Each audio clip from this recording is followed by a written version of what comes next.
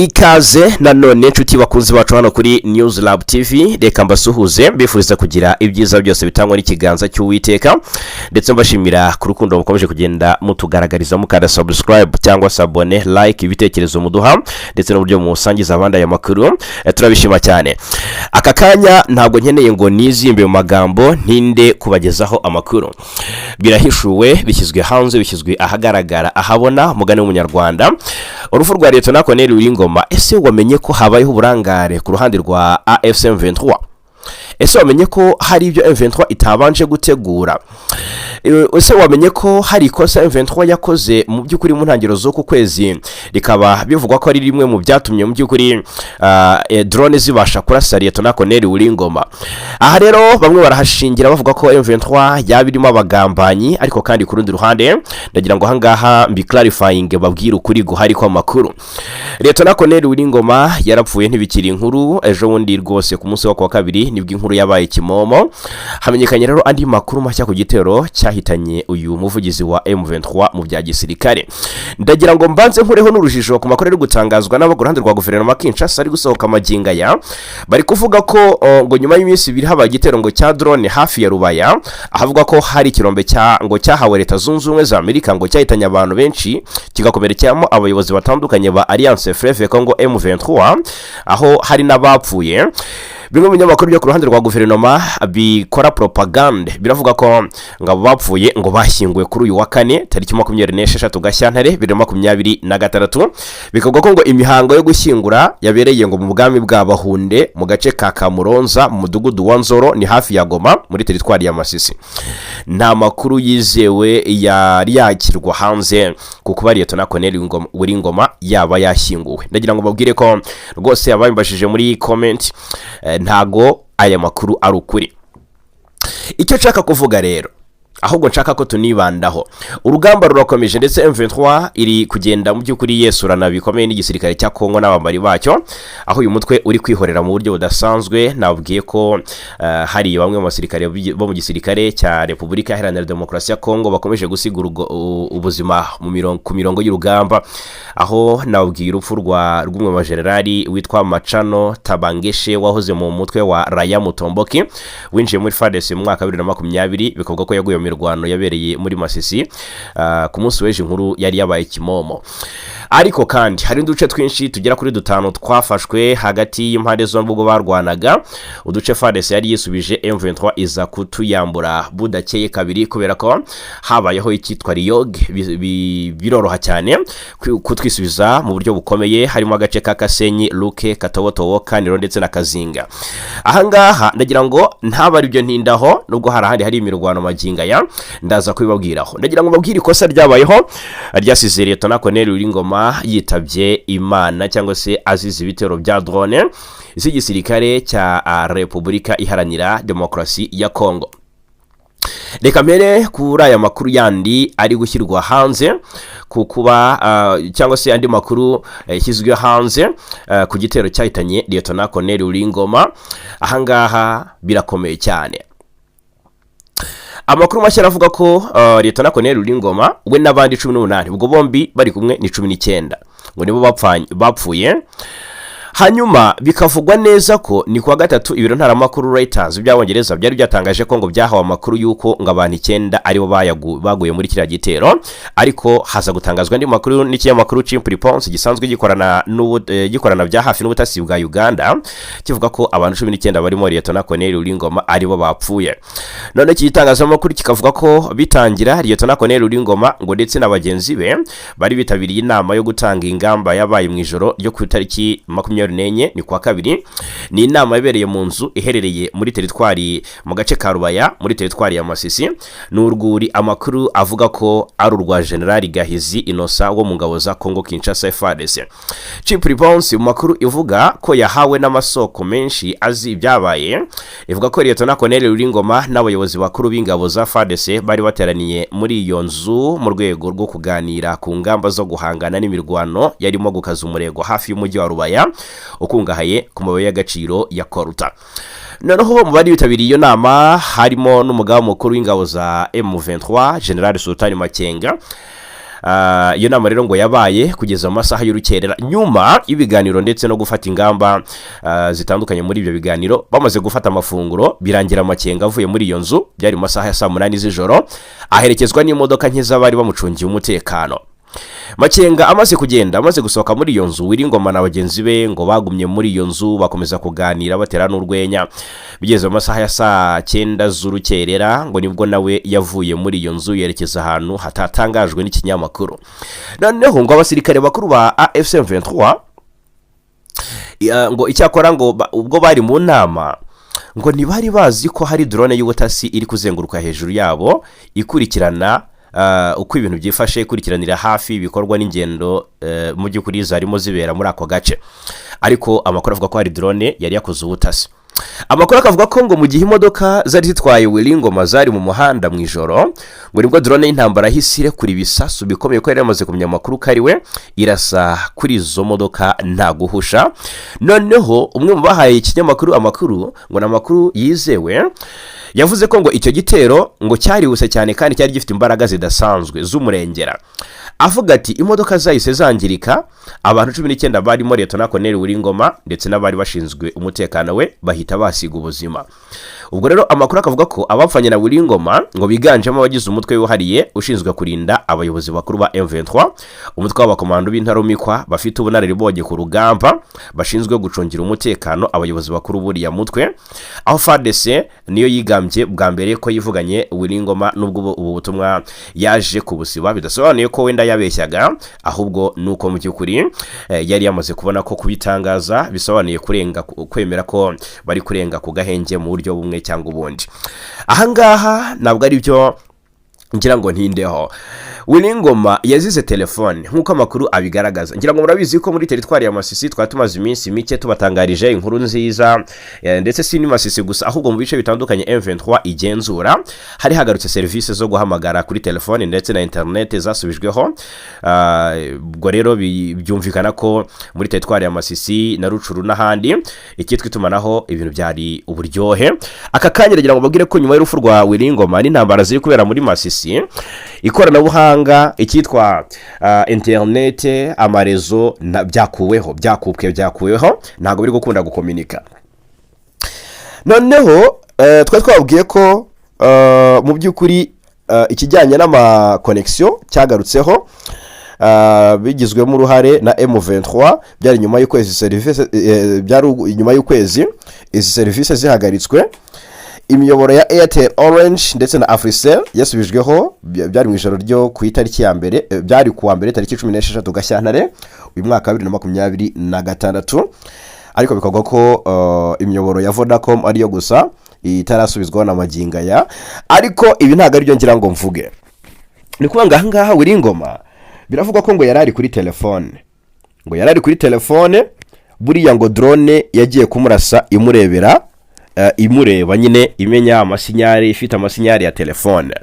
Ndagira ngo none hanga turebere hamwe ese drone ishobora gukoresha internet cyangwa se network za telefone yawe ikazi tracking ikamenya ngo bimeze bite. Ubundi muri rusange drone za gisirikare ntizikoresha internet isanzwe, wifi cyangwa mobile data. Icyo nicyo ngira ngo ntangire ndi guclarifyinga cyangwa se nsobanura, kuko drone zisanzwe za gisirikare zikoresha ikizwi nka satcom cyangwa se satellite communication cyangwa se radio links.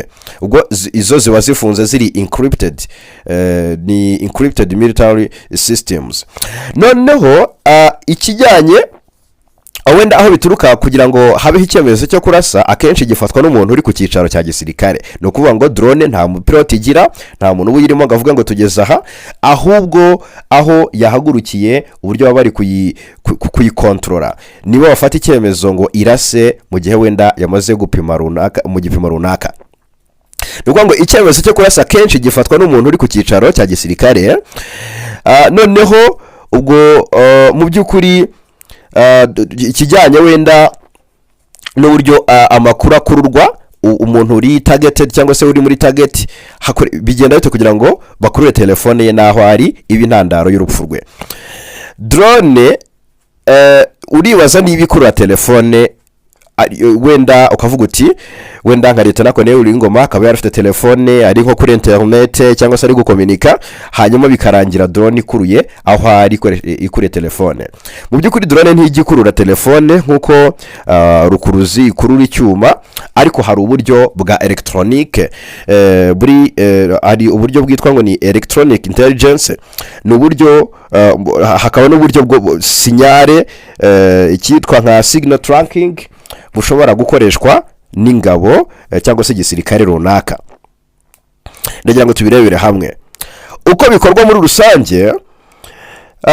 Habanza gufata sinyare, gufata signal cyangwa se signal detection. Noneho telefone iyo icanye itanga radio signal, niko ngo itanga sinyare. Noneho iyo sinyare nijya kuri tower, noneho ibikoresho bya gisirikare byo bishobora kumenya ko hari signal mu gace runaka. Ikindi cya kabiri kibandwaho ni kitwa triangulation cyangwa se kumenya aho sinyari iri. Niko ngo hifashishwa antena nyinshi bakamenya aho iyo sinyari iri, ikizwi nka approximate location. Noneho ikindi kirebwaho ni metadata tracking, kuko bashobora kumenya aho telefone iri igihe yacaniwe, network ikoreshwa, ariko ntibabona ibiri mu butumwa ako kanya batabifitiye uburenganzira cyangwa se ibikoresho bikomeye cyane. Noneho rero drone yonyine ngo ushobora kwibaza utese drone yonyine ifite ubushobozi bwo gukora ibyo byose nkubwiye haruguru? Drone ntabwo ibufite, nta bushobozi drone ifite bwo gutrackinga, kumenya icyo ngo ni metadata tracking, triangulation. Ibi byose ntago drone ibishoboye. Ahubwo drone akenshi iba ifite kamera kizwi nka thermal zoom igenzurira hejuru uko hasi byifashe, ariko ikizwi nka signal intelligence akenshi bikorwa n'ibikoresho biri hasi kizwi nka ground systems cyangwa se indege zifite ibikoresho bya electronic bizwi nka electronic warfare. Noneho ushobora kwibaza utese telefone ishobora gutuma umuntu amenywa aho ari? Yego birashoboka, cyane cyane mu ntambara. Niyo mpamvu mu ntambara murabizi ko abasirikare babuzwa gukoresha telefone zisanzwe, bakoresha radio za gisirikare zabugenewe ibyombo, ariko ziba zifunze mu by'ukuri hari ukuntu zikora nyine. Ubwo rero bimwe mu bihugu bifunga mobile cyangwa se mobile data iyo cyane cyane abasirikare bari mu gace k'intambara. Ubwo rero icy'ingenzi wamenya, drone y'ubwayo ntabwo iba ishaka umuntu ku giti cye kubera internet gusa. Hakenerwa intelligence, hakenerwa amakuru y'ubutasi birumvikana y'imbere y'indani,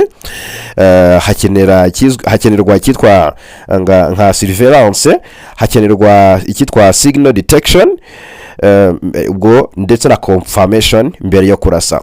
Willy Ngoma ahangaha biravugwa ko mu by'ukuri ubwo yari hariya i Rubaya ngo yari afite telefone, ndetse hari habayeho icyo ngicyo ngo ni signal detection cyari cyakozwe na drone mu buryo batamenye, ndetse bikavugwa neza ko mu by'ukuri ikizwi nka intelligence nacyo cyari cyakozwe mu buryo bw'ibanga rikomeye. Mwumvise ko drone yari yatangiye kuzenguruka hejuru y'iyo nzu mu masaha ya mbere gato yuko batangira n'inama, ariko bo ntibari babimenye. Murumva ko rero habayeho akantu k'uburangare. Ariko reka mbabwire ko Willy Ngoma yarapfuye, ariko ntabwo byahagaritse urugamba rurakomeje. Reka tuninjiraho ibintu biri gukomera cyane maginga ya muri Kivu y'Amajyaruguru. FARDC na M23 bakomeje kwesuranira mu bice byegereye Nyabyondo. Birakwa ko FARDC zagabye igitero karabutaka ku birindiro bya M23 mu gitondo Inyabyondo, zagabye igitero cy'indege ku birindiro by'inyeshyamba za M23 ahangaha Nyabyondo ni muri Wasisi, ndetse muri ku munsi wa kane tariki 26 Gashyantare nimugoroba nibwo iki gitero cyagabwe. Amakuru aturukaho byabereye niyo abyemeza. Ni igitero cyabaye hagana amasaha 12 z'umugoroba mu gace ka Isiro ni Inyabyondo. Drone yarashe ibisasu ku birindiro byari birimo inyeshyamba, humvikana urusaku rukomeye rwiturika rwageze no mu bindi bice byegereye aho. Iki gitero cyateje ubwoba bwinshi mu baturage ba Nyabyondo, agace gasanzwe kibasirwa cyane n'imirwano hagati ya FARDC n'inyeshyamba za M23. Ababibonye baravuga ko rwose nyuma y'iturika abaturage bahise birukira mu nzu yabo batinya ko hashobora gukurikiraho ibindi bitero karundura karahutaka cyangwa se hakabaho ukwihorera nyuma y'icyo gitero. N'abantu bari bagaragara mu mihanda kugeza na magingaya, nta mibare yabo byahitanye cyangwa se abo yakomerekeje iratangazwa ku mugaragaro. Gusa amakuru aravuga ko mu by'ukuri aho ubwo n'amakuru avaho byabereye, avuga ko aho igisasu cyaguye harimo abarwanyi n'ibikoresho bya gisirikare, bikaba bishobora kuba byateje igihombo gikomeye ku ruhande rw'inyeshyamba za M23, ariko biracyagoye kumenya neza ingano y'ibyangiritse.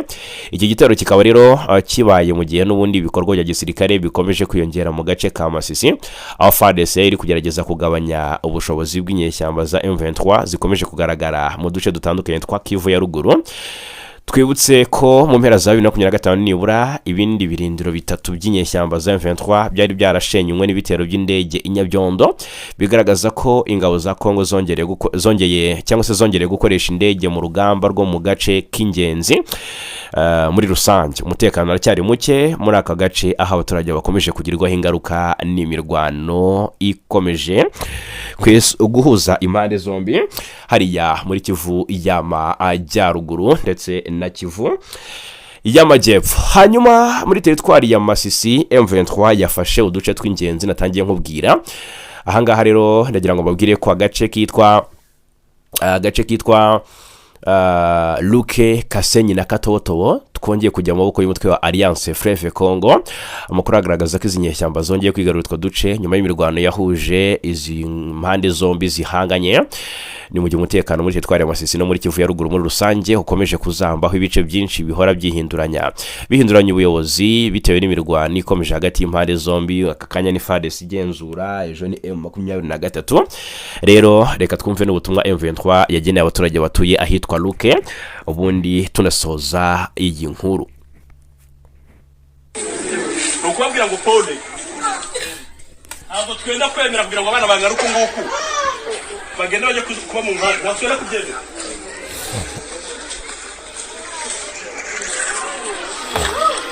Uko baza bangana uko ariko kose,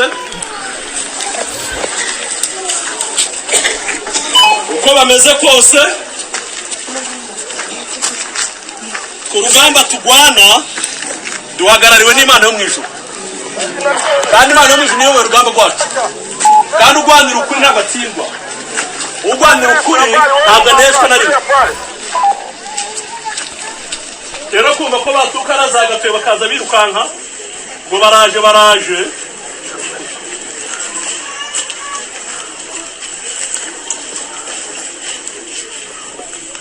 ntabwo bafite imbaraga ziruta izo bari bagiye gushyira mu mujyi wa Ngoma, izo bari bashyize mu mujyi wa Sake, izo bari barashyize mu mujyi wa Rubaya na za Bukavu n'ahandi. Turi kumvikana neza? Turi kumvikana? Mupoli mutuze, murasubira hehe? Iwanyu.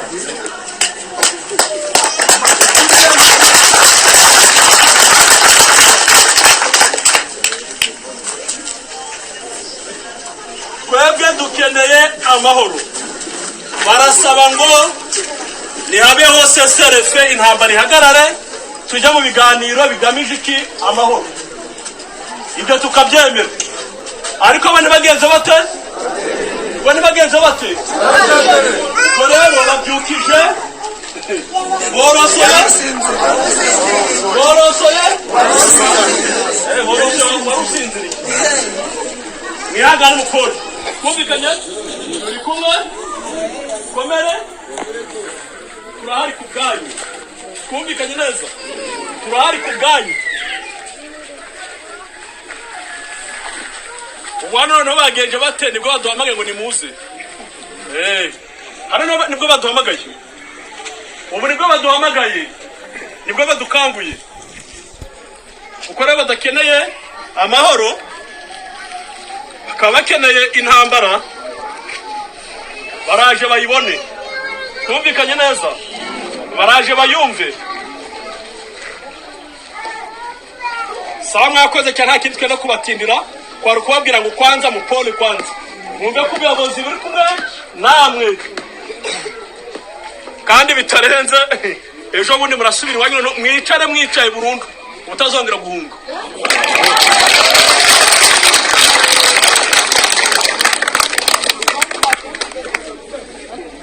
Sawa mwakoze mwihangane, kubabara siko gupfa, twumvikanye neza. Kubabara siko gupfa. Hano hari amazu muraba mucumbitsemo, muruhukiremo iri joro wenda nijoro ry'ejo, ahasigaye ejo bundi twese turajya iwacu Bukumiri, turajyayo. Abenshi ngo banageze Bukumiri batwika amazu, none turatwika inzu mufitanye ikibazo. Yes, n'abarwanyi ba M23 n'ubutumwa bageneye abatuye mu bice byamaze kubohora muri teritwari ya Masisi ni muri Kivu y'Amajyaruguru, ndetse n'amaginga ya urugamba rurakomeje, intambara iracyakomeje hagati y'impande zihanganya. Hanyuma reka tugana ku musozo, nsoze mbabwira ko telefone nkuko bigaragara hangaha, telefone yaturutse Kigali yaburijemo ibihano bya Amerika ku Rwanda. Mutese bigenze bite? N'ibiro bya Perezida wa Leta Zunze Ubumwe za Amerika byahagaritse gahunda yo gufatira u Rwanda ibihano nyuma y'ubuvugizi bwakozwe na Senateri Lindsey Graham w'umunyamerika.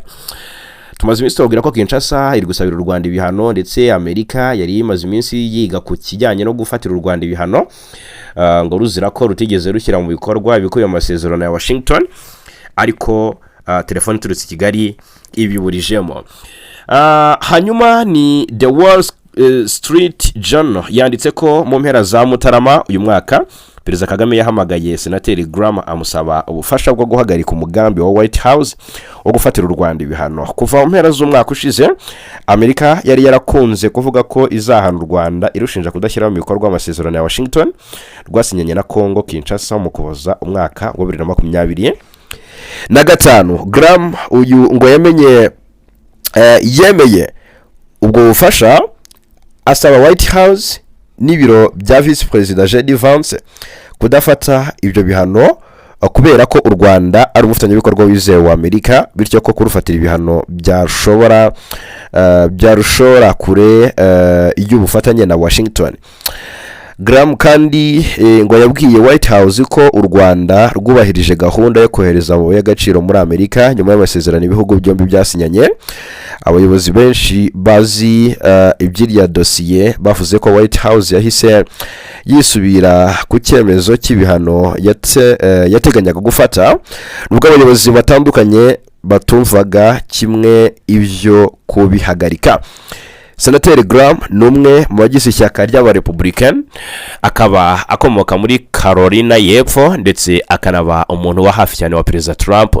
Kuri rero umuvugizi we ntacyo aratangaza ku bivugwa, White House nayo ntacyo irabivugaho. Muri Kamena umwaka ushize nibwo u Rwanda na Congo Kinshasa byageze ku masezerano y'amahoro nyuma yo guhurizwa mu biganiro na Leta Zunze Ubumwe za Amerika, n'amasezerano akubiyemo ingingo zigiye zitandukanye zirimo guhagarika imirwano hagati y'ingabo za leta n'umutwe wa M23 barwana, gusenya umutwe w'iterabwoba wa FDLR ufasha ingabo za leta ya Congo muri iriya ntambara, ndetse no gukuraho ingamba z'ubwirinzi u Rwanda rumaze igihe rwarafashe. Ku ya 4 Ukuboza 2025, Perezida Paul Kagame na Felix Antoine Kisekedi wa Repubulika Iharanira Demokarasi ya Congo bemeje Burundi ari amasezerano mu muhango wanitabiriwe na Perezida Donald Trump wa Leta Zunze Ubumwe za Amerika. Senateri Graham wari witabiriye uwo muhango yavuze ko ayo masezerano ari ikintu cyari hafi kudashoboka gutekereza, ariko mu by'ukuri avuga ko kuri ubu ngo kikaba cyarabaye impamo.